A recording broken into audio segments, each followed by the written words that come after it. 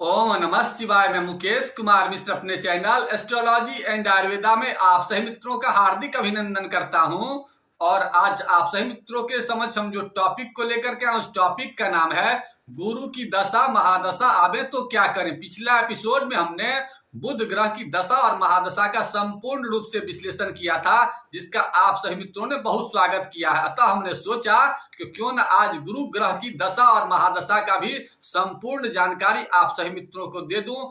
आज के एपिसोड में मुख्यतः हम लोग शुभ गुरु ग्रह की दशा के क्या संकेत होते हैं और अशुभ गुरु ग्रह की जब दशा आती है तो क्या क्या संकेत देते हैं, इसके अलावा अशुभ गुरु की दशा को शुभता में कैसे बदला जाए, इन तमाम बातों की जानकारी आज के एपिसोड में देने वाले हैं। अतः ध्यान पूर्वक और धैर्य पूर्वक आज के एपिसोड को सुने और सुनने के बाद अपने जिंदगी से गुरु ग्रह जनित जितनी भी समस्याएं हैं उन समस्याओं का अंत कर लें। और आप सभी मित्रों के लिए एक विशेष उपाय भी बताएंगे।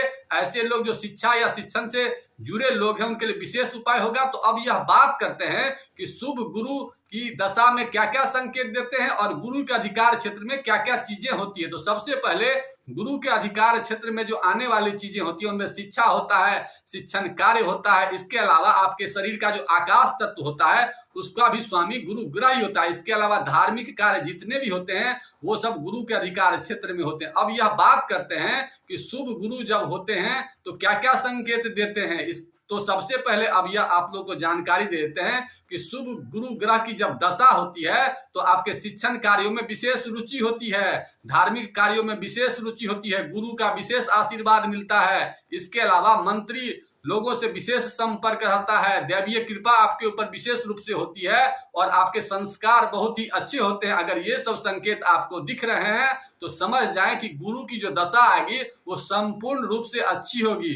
इसके अलावा अब यह बात करते हैं कि खराब गुरु ग्रह की जब दशा आती है तो क्या क्या संकेत देते हैं। तो सबसे पहले आपको शिक्षा और शिक्षण कार्यों में विशेष रुचि नहीं लगेगी, आप पढ़ेंगे भी तो आपका मन एकाग्र नहीं होगा। इसके अलावा आपके लीवर जनित समस्याएं आपको ज्यादा परेशान करेंगी, दादा का सुख नहीं मिलेगा, गुरु लोगों से विशेषतः आपकी दूरियां बढ़ जाएंगी, आपके पास शिक्षित लोग नहीं बैठेंगे। इसके अलावा आपके अंदर में अहंकार की वृद्धि हो सकती है, मोटापा बढ़ सकता है, सामान व्यवस्थित नहीं हो सकता, महिलाओं के जिंदगी में वैवाहिक समस्या की संभावना हो सकती है, उनसे पति से रिलेशन अच्छा नहीं हो सकता। इस प्रकार की जितनी भी चीजें हैं वो सब गुरु के खराब होने के संकेत देते हैं। अगर ऐसा संकेत आपके शरीर में या आपके जन्म कुंडली में दिख रहा है तो समझ जाएं कि गुरु को मजबूत करने की जरूरत है। अगर गुरु को मजबूत नहीं करेंगे तो गुरु की दशा अच्छी नहीं होने वाली। अतः अब हम यह आप लोगों को कुछ उपाय बता देते हैं गुरु ग्रह को मजबूत करने के लिए, लेकिन उसकी जानकारी देने से पहले आप लोगों से एक नम्र निवेदन करना चाहूंगा कि अगर हमारे चैनल को सब्सक्राइब नहीं किया है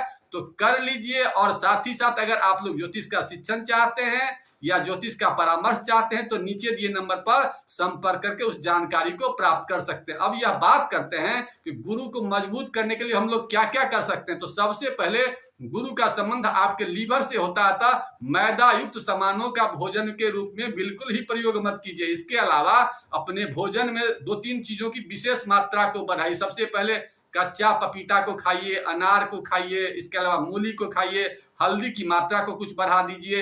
ये सब चीज अगर आप खाने लगते हैं तो आपके गुरु के शुभ संकेत दिखने शुरू हो जाते हैं। इसके अलावा 2-3 चीजों का आप विशेष रूप से ध्यान रखिए। कोई गुरु को पकड़िए जो आपको अच्छी सलाह दे। इसके अलावा दादा वगैरह लोग हों, बुजुर्ग वगैरह लोग हों तो उन्हें पैर छू के प्रणाम करने की आदत अपने आप में डालिए। अहंकार का त्याग कीजिए और विशेषतः शिक्षा लेने का हमेशा प्रयास कीजिए। जब भी आपको मौका मिले तो या तो किताब पढ़िए, नहीं तो यूट्यूब में किसी अच्छे गुरु को खोज करके उनके शब्दों को सुना के ये सब अगर आप करते हैं तो आपके गुरु ग्रह अच्छे होते हैं। इसके अलावा कुछ अब धर्म की भी बातें कर, अगर आप धार्मिक बनना शुरू कर देते हैं तो आपके गुरु ग्रह अच्छे होने लगते हैं। इसके अलावा जब आप भगवान विष्णु के शरण में जाते हैं और उनके मंत्र जो प्रिय मंत्र है ओम ब्रीम बृहस्पति नमः स्वाहा, उनको जब बोलते हैं तो बृहस्पति महाराज प्रसन्न होते हैं और आपको आशीर्वाद देते हैं और आपके अंदर में विशेष रूप से वृद्धि होती है ज्ञान की। अब यह बात करते हैं कि वैसे लोग जो लोग शिक्षा से संबंधित कार्य से जुड़े हुए हैं, जो लोग धर्म के कार्य से जुड़े हैं, उनके लिए कुछ विशेष उपाय बता देते हैं। तो उनके लिए क्या करना है उसको लिख लीजिए। सबसे पहले उनको 2 चीज की व्यवस्था करनी है, या तो आप हल्दी की व्यवस्था कर लीजिए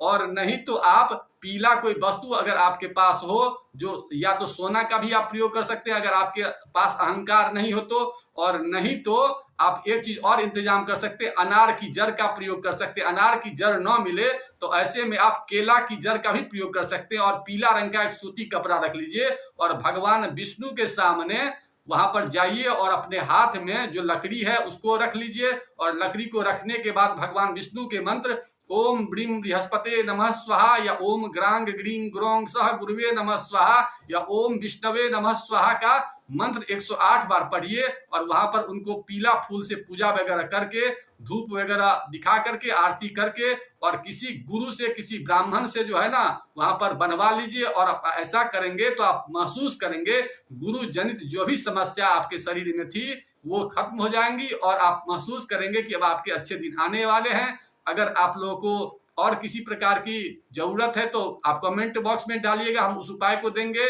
इन्हीं बातों के साथ आज के पोस्ट को यहीं समाप्त करते हैं। आप लोग को पोस्ट अच्छा लगा तो लाइक करिए, और मन में किसी प्रकार की शंका हो, कोई क्वेश्चन हो तो उसे कमेंट बॉक्स में डालिए। मैं उस उपाय को और जो भी आपकी शंका होगी उसको देने की कोशिश करूंगा। इन्हीं बातों के साथ आज के एपिसोड को यहीं समाप्त करते हैं। आप लोगों ने वीडियो देखा इसके लिए बहुत बहुत धन्यवाद। ओम नमः शिवाय।